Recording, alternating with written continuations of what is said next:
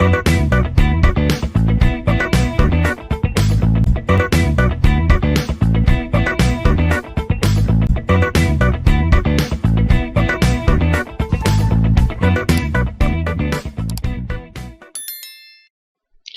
lecture 1, we discussed how we check for linearity property of a system. Let me recall it again. In order to check for it, we need to have two equations. One is desired output of a linear system,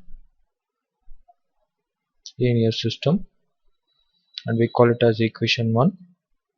And we need to get one more equation, which is system output, called as equation 2. If equation 1 is equal to equation 2, then the system is linear. Otherwise, equation 1 is not equal to equation 2, the system is non-linear. So now we'll take up one problem and we'll check for linearity property of a system.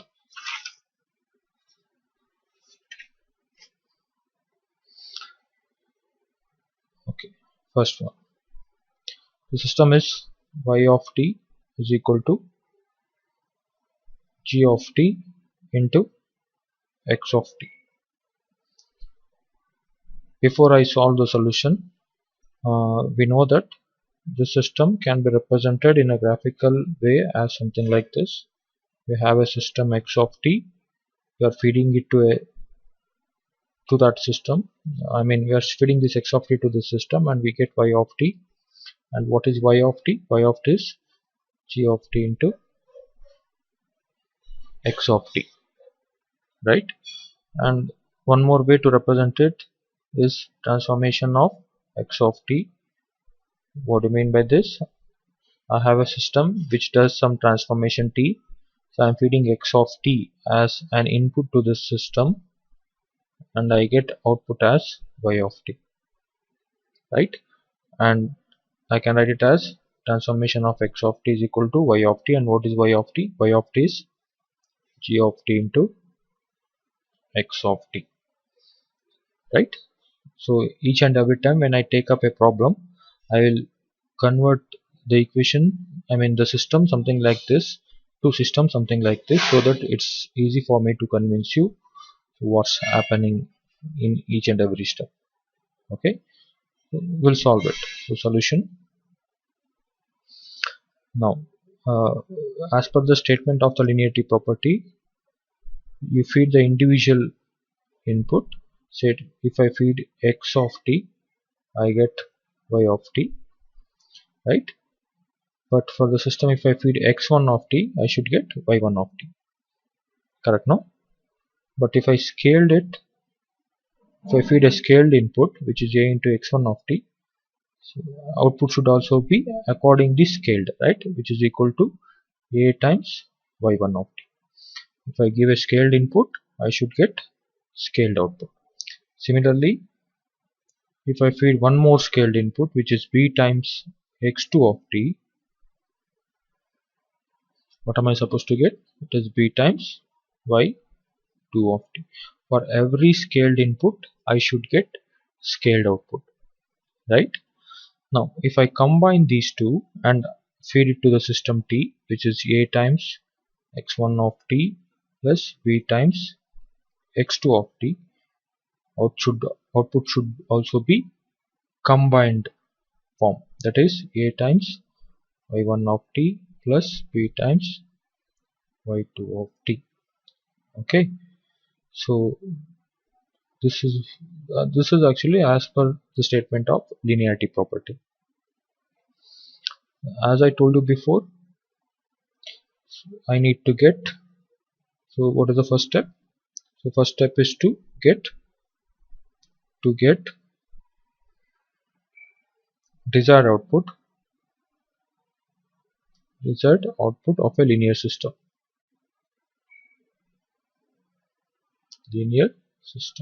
Okay, so as per the system definition, transformation of x of t is equal to y of t, right? And transformation of x of t is equal to g of t into x of t. Why? Because system is y of t is equal to g of t into x of t. Now if this is the case, what is transformation of x1 of t? It is nothing but g of t into x1 of t. What if I scaled the input? Transformation of what is a into x1 of t? So I should get g of t into, so instead of x1 of t I should write a into x1 of t, right? So this is the scaled input. For this scaled input I'm getting this is as the scaled output. Now similarly, what is the transformation if I feed another input x2 of t? What is the output? G of t into x2 of t, right? And what if I scale it? P times x2 of t. What are the output I'm getting? It is nothing but g of t into p times x2 of t, right? So I one input scaled, this is the output I'm getting. The another input which is scaled, this is the output I'm getting. So when I combine it, which is nothing but a times x1 of t plus b times x2 of t. Shall I write it as a times y1? Not this one. So this equation. Shall I write it as a times y1 of t? Why did I write this? Because linearity property says like that for every scaled input I should get scaled output a into y1 of t. And what is the scaled output? It is nothing but g of t into a times x1 of t. Okay. And similarly, this is the scaled input. Another input, so I can write it as b times y2 of t, right? So for every scaled input I should get scaled out. Okay. Now if I combine this scaled input I should get a times y1 of t plus b times y2 of t, right? Again as per the definition of linearity property. And this is equal to what is a times y1 of t, which is nothing but g of t into a into x1 of t plus what is b times y2 of t, which is this g of t into b times x2 of t. I'll just rearrange this a times g of t into x1 of t plus b times g of t into x2 of t. Okay, so this is the output I'm expecting, desired output I'm expecting for a linear system. So we shall call it as equation 1.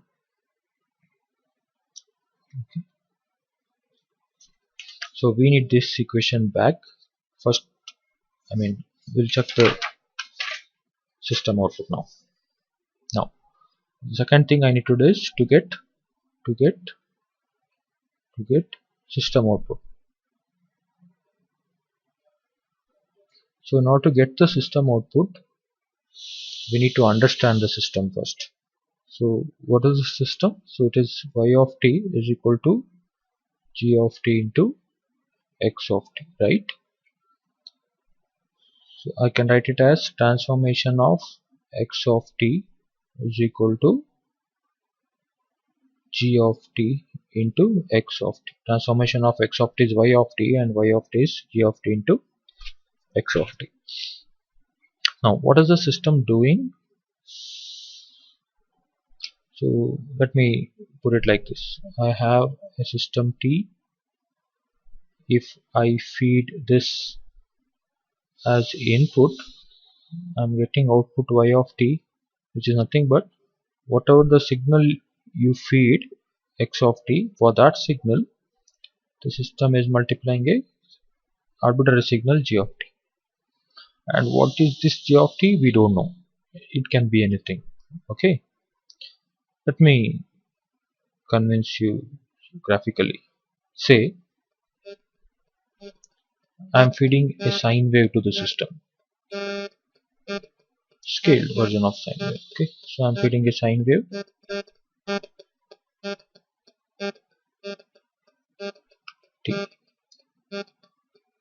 this is the signal I am feeding to the system. Okay, and we'll assume that g of t is a unit step function, and I hope you know what is unit step function. It is defined for t varying from 0 to infinity, and its amplitude is 1.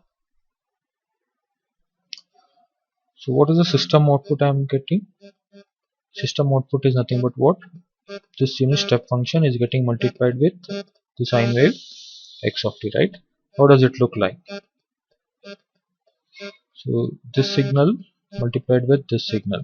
So for negative values of t, it is 0. 0 multiplied by anything is 0. So I get 0. And for positive value of t, 1 multiplied with this signal, I get this signal back. So which is like this. So this is the system output.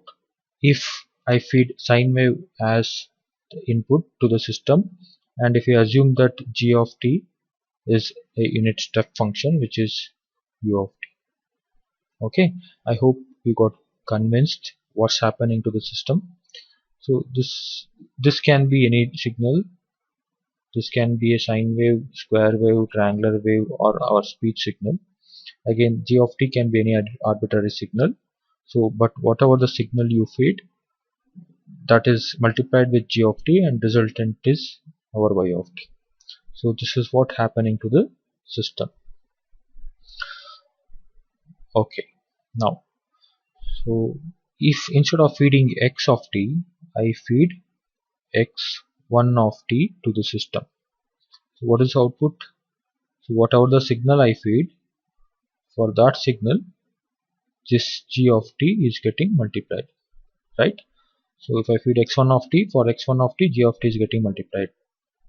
Now if I feed scaled version of x1 of t, what is the system doing? So for the scaled version of this input signal a times x1 of t, say if this is scaled by a factor of a, for that signal g of t is getting multiplied.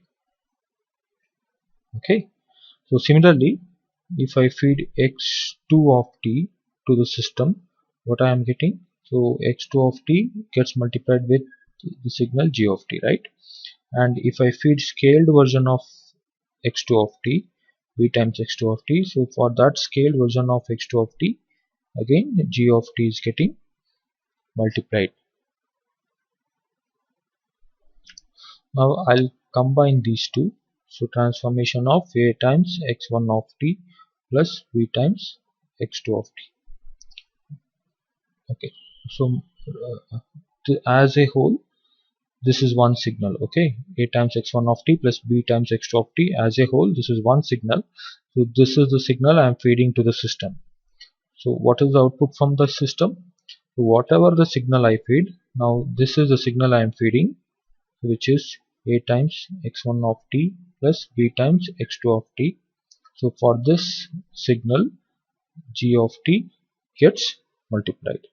Okay, so whatever the signal you feed, g of t is getting multiplied. Now if I simplify this, g of t into a times x1 of t plus g of t into b times x2 of t, I'll rearrange it, a times g of t into x1 of t plus b times g of t into x2 of t. So this is the system output, which I call it as equation number 2. Fine. So what was the desired output of a linear system? The desired output of a linear system was this, which is equation 1, and the system output is this, which is equation 2. So desired output and the system output are same. I'll write it here. Since equation 1 is equal to equation 2, desired output is the equation 1 is equal to system output is the equation 2. So therefore it's a linear system.